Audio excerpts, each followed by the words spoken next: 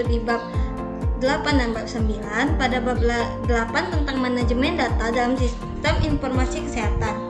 Lalu pada bab 9 yaitu tentang standarisasi dan interoperabilitas dalam sistem informasi kesehatan. Untuk materi bab 8, saya akan membahas tentang analisis big data dan artificial intelligence untuk prediksi penyakit jantung dengan pantong. Dan untuk pada pembahasan bab 9, di sini saya akan membahas tentang implementasi standar interoperabilitas HL7 FHIR pada rekam kesehatan elektronik di puskesmas. Di sini saya menggunakan dua jurnal. Pada jurnal pertama yang berjudul Analisis Big Data dan Artificial Intelligence atau AI dalam prediksi penyakit jantung dengan pantong oleh Haryanto dari Universitas Dharma AUB Surakarta. Fokus jurnal ini adalah penerapan big data dan kecerdasan buatan untuk menganalisis dan memprediksi penyakit jantung dengan menggunakan algoritma berbasis pantong. Pada jurnal kedua yang berjudul Implementasi Standar Interoperabilitas HL7 atau HIR pada pertukaran rekam medis kesehatan elektronik di puskesmas oleh Rizka Pradita dan Syarah Mazaya Fitriana. Jurnal ini berfokus pada penerapan standar HL7 HIR untuk meningkatkan interoperabilitas dan pertukaran data kesehatan di puskesmas. Ada pula latar belakang. Big Data dan Artificial Intelligence kini menjadi teknologi utama dalam berbagai sektor, termasuk kesehatan. Jurnal pertama yang menyoroti pentingnya analisis data dalam jurnal besar untuk memprediksi penyakit jantung. Mengingat tingginya prevalensi penyakit ini, di sisi lain jurnal kedua menekankan perlunya interoperabilitas dalam sistem informasi kesehatan di Indonesia. Standar HL7 menjadi solusi untuk mengintegrasikan berbagai sistem kesehatan yang saat ini masih terfragmentasi, sehingga meningkatkan efisiensi dan kualitas layanan kesehatan. Lalu manfaat penggunaan, penerapan teknologi big data dan AI memungkinkan prediksi penyakit jantung dengan akurasi tinggi yang dapat membantu dokter dalam mengambil keputusan klinis secara lebih cepat dan tepat. Sementara itu, standar HL7 pada sistem rekam medis kesehatan elektronik mempermudah pertukaran data pasien antara fasilitas kesehatan, mendukung kolaborasi antar organisasi, serta meningkatkan kontinuitas perawatan. Lalu ada tujuan penggunaan. Pada jurnal pertama yang bertujuan untuk membangun model prediksi penyakit jantung berbasis AI dengan akurasi tinggi menggunakan data besar yang diolah melalui pantong. Lalu di jurnal kedua yang bertujuan untuk menganalisis penerapan standar HL7 pada interoperabilitas sistem rekam medis kesehatan elektronik atau RKE di puskesmas, sehingga mendukung pelaksanaan program satu data kesehatan di Indonesia. Ada pula tantangan implementasi.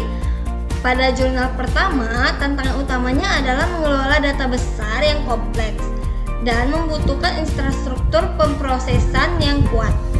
Lalu pada jurnal yang kedua, kendala terbesar adalah kurangnya standar elemen data yang seragam di Indonesia, sehingga memerlukan adaptasi pada elemen data internasional HL7. Selain itu, pelatihan dan pendampingan bagi pengembangan sistem juga menjadi tantangan utama. Lalu ada juga permasalahan yang dihadapi. Semua organisasi yang mengumpulkan data harus memiliki kebijakan privasi yang jelas yang menjaga keamanan. Dan para jurnal pertama, tantangan data besar meliputi keberagaman dan volume data yang besar, serta perlu algoritma yang mampu menganalisis data dengan cepat. Lalu untuk jurnal kedua menghadapi masalah ketidaksesuaian format data antar sistem kesehatan serta kurangnya komitmen dari berbagai institusi untuk membuka akses interoperabilitas dalam kesehatan atau privasi data pribadi kita. Lalu ada penyelesaian masalah. Di jurnal pertama menggunakan algoritma berbasis pantong untuk menganalisis data dari platform Kaggle Dengan menggunakan model machine learning, jurnal ini mampu memprediksi risiko penyakit jantung secara akurat. Sementara itu, pada jurnal kedua yang menyarankan adaptasi elemen data yang relevan dengan kebutuhan lokal, serta pelatihan bagi tim pengembang sistem untuk mendukung implementasi standar interoperabilitas. Lalu ada hasil. Pada jurnal pertama berhasil menghasilkan model prediksi penyakit jantung dengan akurasi 68% menggunakan 13 parameter kesehatan utama. Lalu untuk jurnal kedua menunjukkan bahwa standar HL7 FHIR mampu mempresentasikan 84% elemen data yang ada pada sistem RKE di puskesmas. Meskipun 16% elemen data memerlukan adaptasi tambahan untuk kebutuhan lokal. Pada bagian pembahasan, pada jurnal pertama menegaskan bahwa AI dan Big Data adalah alat yang sangat efektif dalam mendukung diagnosis penyakit jantung. Sementara itu pada jurnal kedua menggarisbawahi tentangnya standar HL7 dalam meningkatkan interoperabilitas dalam kesehatan di Indonesia. Kedua jurnal ini menunjukkan bahwa teknologi informasi yang tepat dapat memprediksi dampak signifikan pada peningkatan kualitas layanan kesehatan. Di sini bisa kita simpulkan bahwa penerapan teknologi Big Data dan kecerdasan buatan atau AI dalam bidang kesehatan membawa banyak manfaat, terutama dalam memprediksi penyakit jantung yang lebih akurat dan cepat. Dengan analisis data besar menggunakan algoritma berbasis fantom, dokter dapat mengambil keputusan yang lebih tepat dalam diagnosis penyakit.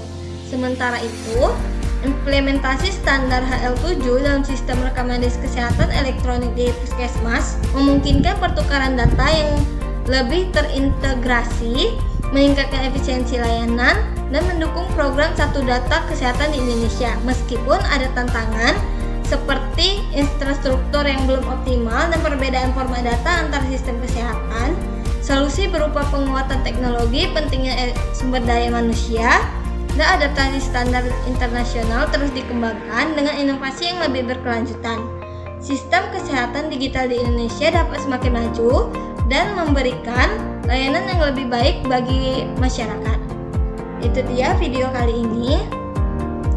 Bagi teman-teman yang ingin bertanya, jangan lupa tulis di komentar.